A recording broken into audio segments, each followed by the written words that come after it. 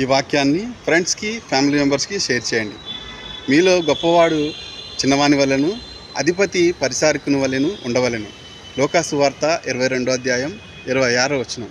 ఈ వాక్యం ఏం సెలవిస్తుందంటే, ఇది యేసుక్రీస్తు వారు శిష్యులతో చెప్పాడంట. మనం ఒక గొప్ప పొజిషన్లో ఉన్నప్పుడు మనకంటే చిన్నవారిని తక్కువగా చూడకూడదంట.